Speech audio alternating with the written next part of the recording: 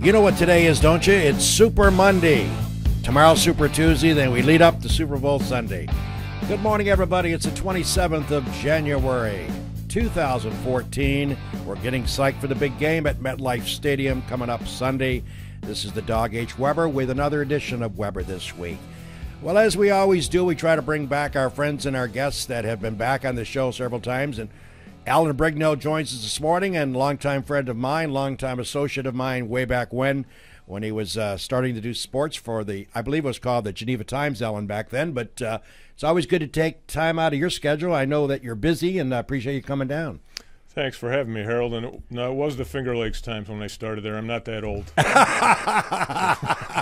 When did it change from now that you asked me? When was it? It used to be the Geneva Times at one time. Yeah, I believe in 1977. It Okay. changed from the Geneva Times to the Finger Lakes Times. Well, your paper has gotten a lot of publicity, a lot of awards. The AP award the last 2 years, newspaper distinction, which is quite proud of you and the people you work with. And I know Mike's excited. He was on, of course, a while back. I know your head man there, Paul, is obviously happy. So some good things are happening with the paper. The award it's a nice to be recognized for all the hard work that goes into putting out the paper every day. And I can imagine. But we're not in it to win awards, Harold. We're in it to sure give our readers what they want. That's the ultimate thing. That's what we're there every day for. Awards are icing on the cake. Oh, yeah, but it's also good to get them once in a while. Yeah. You know. So Yeah. Alan Brignall is going to be with us for the full half hour this morning, and, of course, we've got a bevy of topics to talk with Alan. Of course, him and me go back an awful long time, and let's not forget his colleague, Mike Cotillo, the executive editor of the Times. He wrote a nice article over the weekend I was reading, and celebrating its 30th anniversary this Thursday, the 30th of January. And he wrote a nice column, and I read it, of course, and I was kind of chuckling about his working with Norm Jolly, getting hired at $216 a week and ending up in a ditch on his way to his first assignment. You can probably relate to some of those travels down the highways and all the years you traveled the sports scene. Yeah, there was some, this time of year especially, there were some nights that you had to be very careful. I've avoided all ditches on my assignments, but and I've been there. I'll be coming up on 25 years in September, so Mike and I go way back. We've known each other a long time. And speaking of anniversaries, I must throw this out. I left Gould's Pumps 7 years ago. Or ITT Industries, whatever it's called now. They change the name about every 3 weeks. But I've been out 7 years, and it's a good decision to get out when I had a chance to get out. But ironically, and Jimmy will get a kick out of this, if I'd have stayed there, today would have been my 50th year with Gould's. Wow. 5-0. I started January 27th in a day like today, snowing, wind blown. I went for an interview up at on Fall Street in the back personnel department, and I was hired as a foundry clerk, and the snow was blowing. It was miserable, just like today. And it would have been 50 years today if I'd have stayed, but I'm kind of glad I didn't stay. And now all I have to worry about is working here, doing some games, which I'm glad to get back doing a couple of those this year. I missed that, and, of course, doing some throughway work, which I've been out there 17 months, hard to believe. But, folks, if you drive the throughway and you see the dog, be nice. We have a good time out there. It is a lot of laughs. Really, it's a lot of laughs. All right, Al, let's talk about some things. High school basketball, girls and boys. Of course, we talked about it before airtime. The Clyde Savannah Golden Eagles appear to have quite the dominating team. And as you pointed out, they could go a long way this year. They have the pieces. They have all the pieces necessary to really make a run deep into the postseason, potentially state tournament. I don't know about state champion. That's a special type of team. I haven't seen them play in person, so I can't speak to how good they are, but I know from talking to other people that this team has the potential to be one of those special teams. And, of course, you and me go back to where Clyde was always dominating in basketball and in football year after year after year. So it's no surprise the team over the bridge is back again for a great club. I mean, I had a chance to watch the telecast here on Finger Lakes 1 with a call of Dave Barnick and Matt Verke the other night against Lions, Zach Young's team. And certainly it was close early, but then again, Clyde showed their dominance with their physicality, and they blown up to like a 20-some point lead. I told Jim I fell asleep, and then I got up the next morning, and Lions made a run at them, but it was too little too late. I was there. Yep. And, it comes down to size. They got Jermaine Bogan and Candace Sano. Nobody on Lions can really match up with them, so it's a tough matchup to start. But what really turned the tide was the point guard, Joe Faniel. He was also the quarterback. Yeah. Just a phenomenal athlete. He was making pull-up jumpers, making threes. And so when that happens, they really become unbeatable. One thing with Clyde is they're not deep. So that might be their one weakness, I suppose. And looking at scores throughout the year, a lot of them have been closer than you'd think they would against other teams in the Wayne County. So, but against Lions last Wednesday night, they were dominant. Bogan dunked 3 times. Yeah. It's hard. I mean, I think back to the '93 state champions, and they have some similarities with that team. They're very athletic. They can beat you inside and outside. Again, though, you get to the state tournament level. Even sectionals won't be easy. There's some good Class C teams in there. It'll be interesting to see. It's almost, Jim talked about the fact some of the scores have been closer than you'd expect. Right. Teams of that caliber, sometimes it's inevitable. They go through the motions at times and maybe keep teams around longer than they should be in a game. I still believe this team probably has the potential, though, to be a force come the postseason and perhaps get to Glens Falls when it's all said and done. And by the way, Alan, a team that I've seen you at a couple of games, Geneva High, Newark, a couple of adversaries year after year in the boys' classification. They're at it again, and there's not a whole lot of separation between those two teams. No, they're very similar, very evenly matched. Newark is as athletically gifted as Geneva is. Newark may even be more so. Geneva has a little more size. Junior Sims is, right there with Bogans in terms of the best player in the area. The one thing that is going to make it tough for them in the postseason, they're in Class A2. Very difficult class to even get out of the section and win a sectional title. So it's going to be interesting come postseason time to see where everything falls. Let me ask you just one question about something that we always kind of debate here at Finger Lakes One on the Upstate Hoops podcast, or sometimes even, at the bar with our buddies talking high school basketball. What happens if Clyde faces Geneva or Newark? I mean, who wins that game? Traditionally, you think the Finger Lakes East is the best, and maybe Wayne County and the Finger Lakes West come after that. But it's tough to gauge. And personally, I think that this year, Clyde may be the best team in the area, bar none. I thought it was Geneva at the beginning of the year, but they've struggled a little bit, I suppose. I wouldn't want to say they're struggled. They're tied for first, but and then last Friday night, or was it Friday? I think it was Friday night. Newark beat Mid Lakes by 2 points. Yeah. So you never know. Clyde Savannah matches up favorably with either one of those. Now, I have seen Geneva and Newark play in person this year. They're very good teams. Yeah. I've seen Minders play. That's a team that at the beginning of the year was basically finding its way, struggled early on. Lately, when I've seen them, they look better, more confident. Clyde Savannah, I believe, could beat Geneva or Newark on any given night. They're that good. I mean, Jim's right about the caliber of the leagues. The Finger Lakes East and Wayne County have always been kind of going head-to-head for the 25 years I've been involved in the business with being the better league. Lately, the Finger Lakes East has been a little bit deeper, and the West is I've seen some really good teams come out of the West, don't get me wrong, but I think the sheer enrollment differences have kind of made the West not quite as strong as the other two leagues. Alan Brignall is our special guest this morning, longtime associate and longtime friend of myself. And way back when I met Alan covering the sports beat, I was doing play-by-play for WSFW, along with Dave Barnick and Jack DiPaolo. And Alan and ourselves used to cross paths about every other night during these broadcasts. All right, let's switch topics to the ladies. Of course, no surprise, Mike Bree up in Waterloo has got himself quite a good team, led by Lauren Deming and Lindsey Johnson. I might add, Chelsea Steinruck, who was on this program a week ago, pours in 20, which, of course, when she pours in 20, she's an outstanding player, too. They're going to be really tough with her, which I thought was great. And then, of course, you got the Pelmac ladies. They're tied now. Big game coming up February 5th at Pelmac. That should settle the score. It should, barring some slip-ups along the way. Yep. You know, Waterloo, it's been a bit more of a bumpy ride this year with some injury issues they've had. Lauren missing a few games. Exactly. Steinruck is a very important part of that team, and in general, they need somebody like her to be able to make a three-pointer so that teams just can't collapse on the inside and focus on Johnson and make it tougher for Deming to drive in the lane. If Steinruck is on her game, they're going to be very difficult.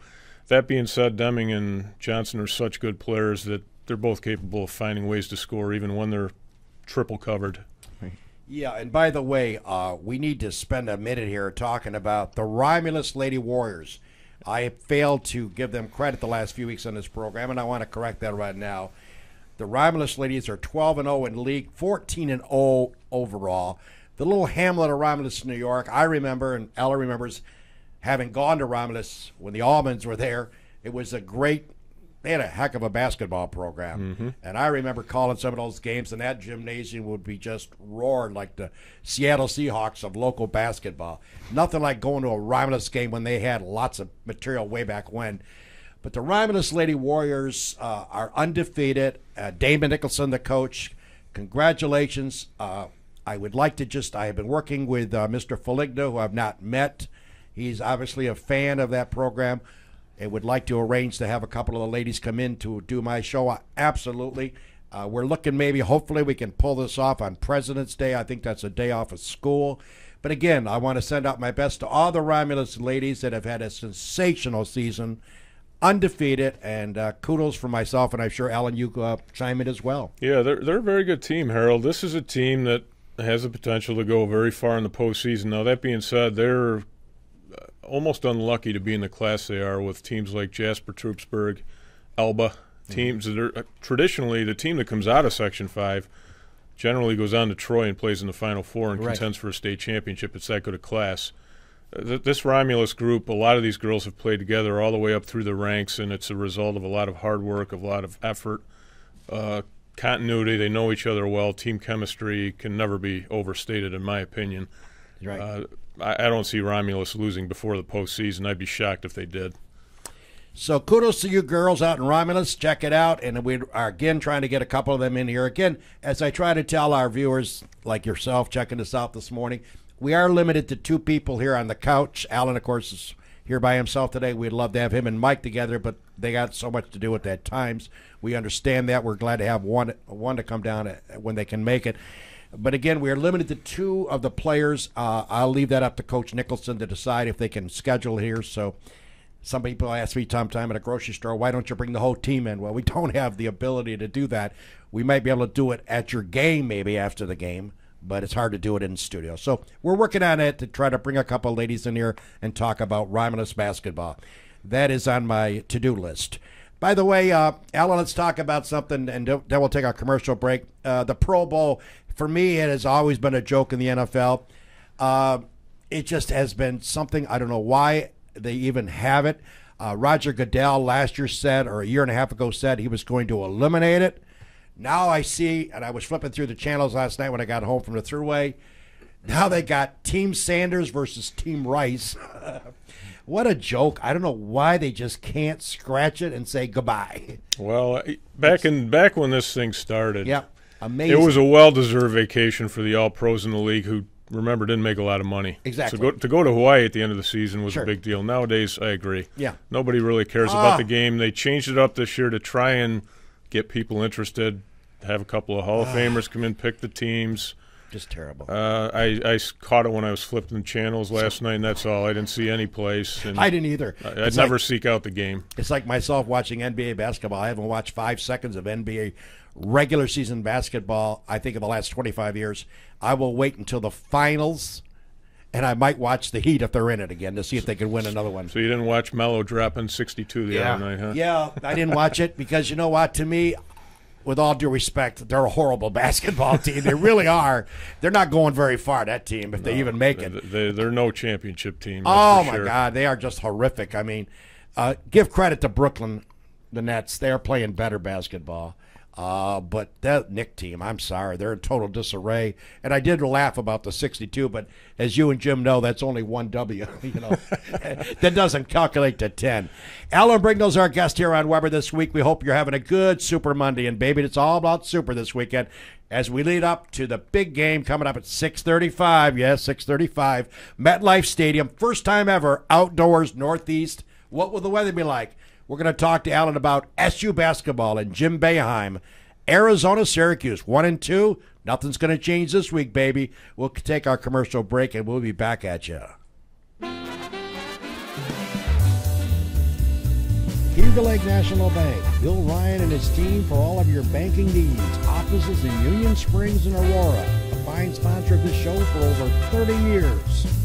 DA Liquor, Seneca Falls. Amy Padula and her great team will find that right spirit for you every time. Tell Amy the dog sent you. Steve Wadhams, Wadhams Enterprises, your employer of choice. Proud supporter of this show and local athletics. Steve Muller Motors, smullermotors.com. Quality, affordable vehicles, both foreign and domestic. Bob and Leslie Oman, owners of the Oman Theater, in Lions as well as the New York Pilots, a minor league baseball team with a major league ballpark. Lizard's Tailgater Lounge, Waterloo. Best mott sticks around, where you can enjoy a drink and some laughs. SenecaFallsCountryClub.com. Awesome 18-hole layout, offering a 12-month payment plan. Home of the toughest par 4 in central New York. That'd be number 16. Wilson Press, WPress.com. Seneca Falls, Rich Ricky, my good friend, and his team can handle all of your printing and mailing needs. Rich Ricky, Wilson Press, a fine sponsor of Weber This Week. We're back here. It's Weber This Week. This is the Dog H. Weber with you, welcoming you to our studios on a Monday. Same time, every week, 9:30. I'm usually here. When I'm not here, don't worry about it. Jimmy Senecropio will always do a fine job. You never know about my stupid schedules around here.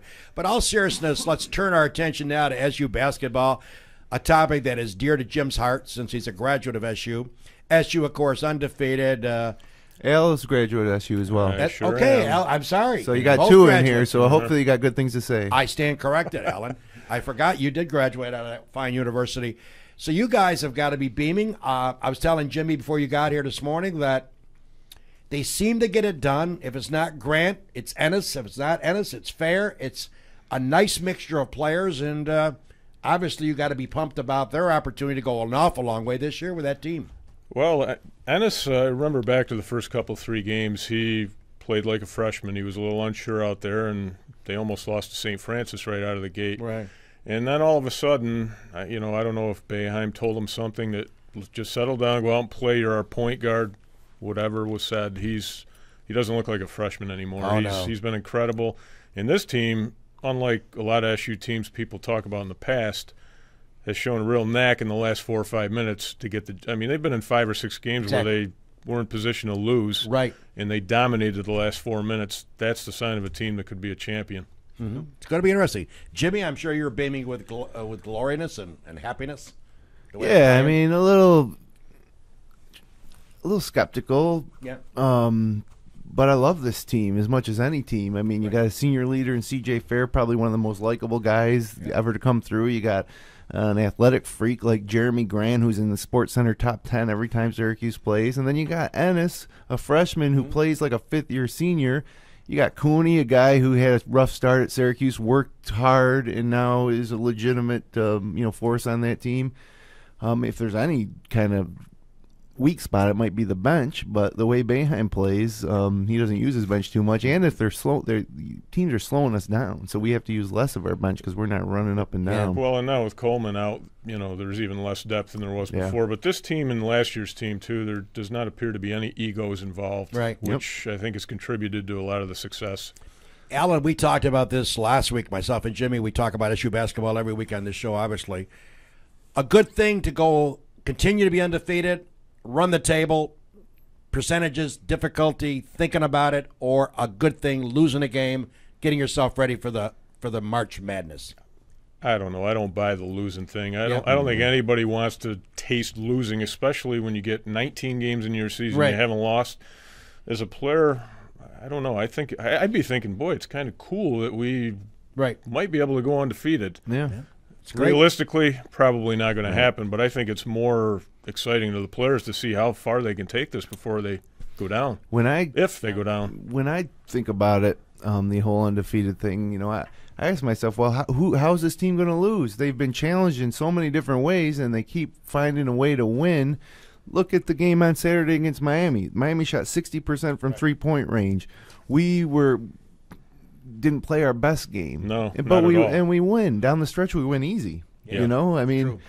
So I think that if a team wants to shoot 60% from three, you know, and we have a terrible game ourselves, then maybe there's a chance we could lose. But, you know, realistically, though, you're right. Somewhere along, maybe at Pittsburgh, maybe the Duke game. Well, and I think there's been a benefit, too, the first year in the ACC. These ACC teams don't see zone defense. Right. It's a man-to-man league, always has been. Right. And SU's probably benefited from the fact that teams haven't seen that zone before, and you can practice against it, game plan against it, to execute against it's another thing until you actually play against it. And by the way, folks, switching topics for a minute, we're going to get, by the way, big thrill for you, the viewer, this morning. At the end of the show, myself, Alan, and Jimmy will make a prediction on the game Sunday, so just get ready. We're going to talk Super Bowl in a couple seconds. I want to take and move to a different area. As you probably know, I'm sure Alan knows, my son-in-law, we lost him a couple of years ago this month with brain cancer, early 40s, Matt Foe. Great guy. My daughter and him, they got married before he passed away. He was just a phenomenal young man. Suffered this disease when he was a young boy and came back, went into remission. And of course, we lost him 2 years this month. They, however, have a broom ball tournament they put on. Family members, a lot of his friends, a lot of his fire departments that are up in Geneva that Alan's aware of come together at the Recreation Center, that beautiful complex up in Geneva, and they have a broom ball tournament. And they raise money and they do scholarships in Matt's honor to Geneva High. Certain eligibilities you have to meet, but it helps get these kids prepared to go on to the next step. Just wanted to give you an update. That tournament was held last weekend in Geneva, and they raised $1,500. And I am told the Westlake Road Fire Department won the broom ball tournament. A broom ball tournament, for people that may not know, is like hockey with sneakers. It's kind of a neat sport. I had never been really saw it until a couple of years ago when I went, obviously, to the first benefit. But it's kind of neat. But they raised $1,500. Westlake Road was the victorious fire department. Finishing second was White Springs. So I just want to say thank you to all the folks that took part in that scholarship and that broom ball event to raise some funds and keep Matt's belief that he wanted to do something in his name, as he knew that his days were numbered. And it's a kind of a special thing, Alan. You can continue the legacy, and I think it's great. Yeah, that makes kind of the sports we're talking about seem irrelevant. Oh, it does, yeah, and it does. Scheme of things. I miss him every day, and I think about him all the time. And he was quite the buster. But I'm sure he's looking down at us now, smiling. By the way, folks, just a reminder: Finger Lakes won in our broadcast coverage of high school basketball. Again, I think I know I'm partial because I work here. But I think our presentation is phenomenal, the way Jim has done it with his equipment and cameras. Jeremy Hunt doing excellent camera work. We got Dave Barnick, Brendan Harrington. I'm even going out and doing a couple games this year. But just for a reminder, we've got 4 games left in our schedule. So keep in mind this coming Friday the 31st, Jim and the crew will be over in Newark. Wayne will visit Newark. That game will be obviously here about 7:30 airtime. And then the following Friday, let's play 2 at Minders Academy. Waterloo will come into town. 6 o'clock, ladies will take on the ladies of Minders. Right after that, a little bit of an intermission. Then the boys take on the boys. So that's a doubleheader. Brendan Harrington and I'm not sure. Was it Kevin? That's a 3-man booth on that Minders doubleheader with Kevin Korzenewski and Matt Verke. Okay. And you got a couple other treats there for that one. That should be a good. So that's going to be a doubleheader here on Finger Lakes 1 TV. So that's going to be on February the 7th, and then I get the honor of doing our last telecast.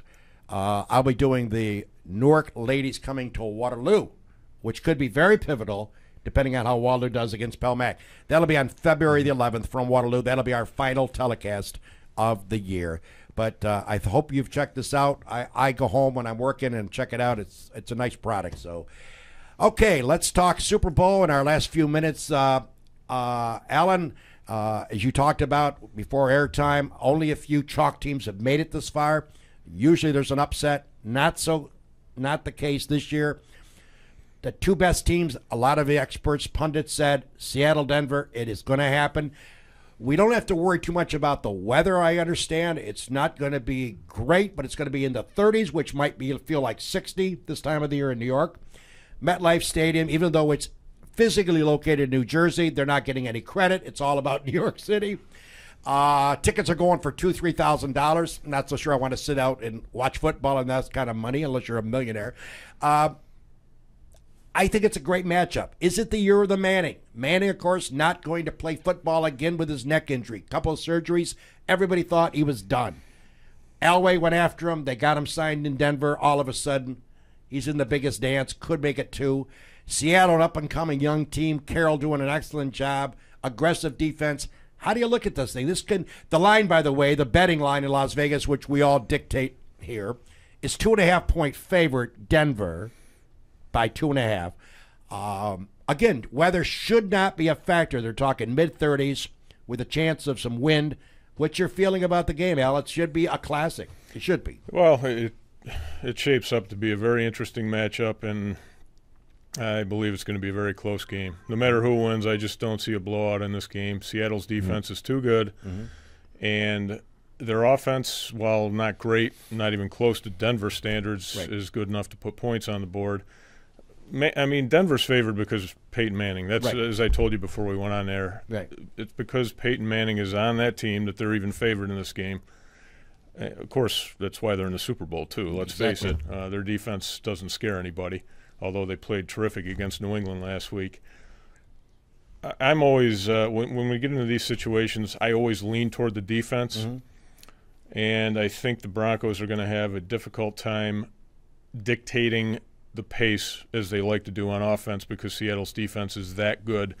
They've got the cornerbacks, the best in the league, so they can single cover on the outside, put a lot of pressure on the inside with Julius Thomas and Wes Welker, the two guys who catch all the inside balls. The Broncos probably are going to have to run the ball a little more than they'd like to in order to dictate the pace that they want to dictate.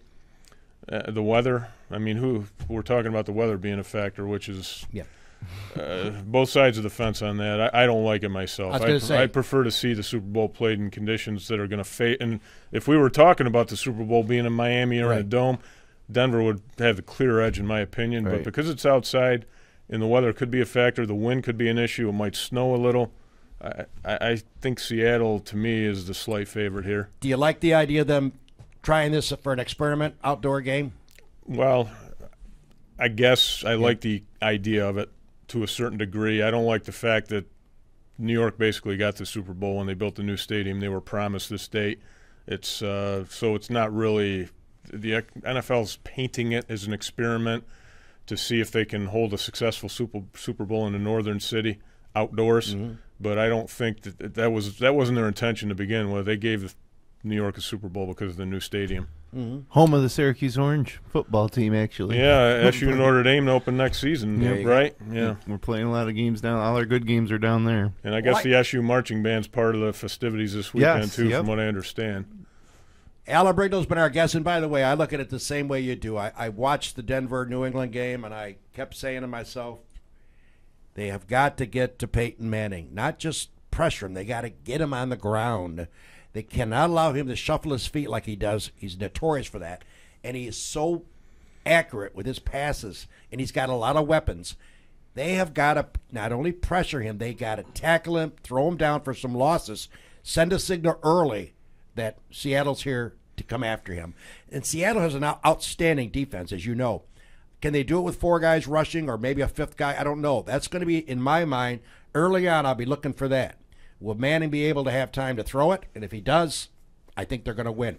If Seattle can pressure him, get him on the ground, scare him a little bit, then I think you're going to have a heck of a game. Well, I think the Seahawks are going to try and pressure him with They're four guys like they did against San Francisco. Exactly. The difference is Manning won't get away. So if they're able to get Right. in the backfield, they're going to sack him a couple sir. of times, probably, maybe more. The Broncos' offensive line and how they perform might be the single biggest key to the game. Mm-hmm. Jimmy, you agree with that? How do you see it? You know, they've been playing cold weather games now for the last 2 months, especially in Denver. Yeah. I think Pete Carroll obviously is a great coach. Yeah, he's done a great job there. And Seattle's benefited from the 12th man quite a bit, and they won't have that luxury. But, you know, when I look at it from 100 miles above and I look at this game, you got Russell Wilson, who's a great game manager and a solid quarterback, but this is his first Super Bowl. Mm-hmm. He's doesn't put up the statistics that Peyton Manning does, and honestly, if you just rank him statistically, he's probably not even a top 10 quarterback. No, I don't believe so. And then you got Peyton Manning, one of the best of all time. I think win or lose, one of the best of all time. Yeah. Maybe the best of all time. And, Could argue it. And, you know, this is his moment to kind of solidify his career, put a stamp on his career. And so I just think, you know, looking at that alone, take away all the other intangibles. I like Denver because I think, you know, it's Manning's time, and I think Russell Wilson might still have a couple of years to go to mature to be to the point where he can win a Super Bowl. So I'll take Denver 36-25. I'm going to say, and I'll let our guest be the last one to make the call, you got 36-25 Denver. I got 28-21 Denver. By 7. Okay. Alan? Well, win or lose, I don't think it's going to change Peyton Manning's legacy this game. It shouldn't. He's a great quarterback, one of the best to ever play the game, maybe the smartest quarterback ever to play in the NFL. You know they're going to talk about it, though. Oh, You know, sure if they are. lose. I mean, the bottom line is his playoff record is not too shiny. Yeah. Right. And that's kind of going to be part of his legacy, win or lose this game. Yep. But it certainly would put the perfect capper on his career, although he's not going to hang it up yet either. Exactly. You talk about the Seahawks and Wilson perhaps having more chances. You never know. That's Yeah, the this bottom could be line. it. I'm saying Seattle 24-23. Oh, wow. Well, folks, it's the big Super Bowl leading up to MetLife Stadium. I know the game doesn't get off until 6:35, but not to worry. As Alan and Jimmy and myself know, at 7 a.m. on SportsCenter, they'll start their 10-hour pregame. Hey, don't forget Finger Lakes 1. We do this will be maybe our 9th. I got to check on that. Super Bowl chili live. Oh, that's webcast. right. Oh, yeah. That's so right. we got the I chili yelled. on the stove all day. So if you want to, watch the whole thing, tune That's in right. around 11 a.m. and watch the chili all day long till kickoff. Only in Not many America people can the do. Super Bowl be built up like it's going to be built up, as Alan and Jimmy and myself know. $4 million 30-second commercials all sold out. Hey, Isn't America great? Have you figured out how you eat virtual chili? That's what I want to know. You know, everybody saw he said that. He said, geez, well, maybe we could stop by for a pickup, or maybe I'll send somebody over your place with some chili so you can have it for game time. Hey, by the way, Alan, thanks for taking time to come in. It's always good to talk Thanks to for you. having me, Harold, and Jim also. By the way, Pleasure. folks, next week, Chris Marquardt, Mr. Racing, does an article for the Times, does an exceptional job of the racing scene. I'm going to get his views on, is Danica Patrick really a NASCAR driver? Really? Look at her stats. I know she's cute, but let's talk stats. I can't wait to get to that level of discussion with Chris Marquardt. He'll be here next Monday on the couch. The following week, we have Cindy Lorenzetti, county supervisor, will be in on the couch talking politics. Take care, everybody. Enjoy your Super Week. Get your squares. Good luck on winning some money. Enjoy your day. Don't go out and get drunk because the cops will be watching for you. Take care, everybody. That's a look at Weber This Week, my way.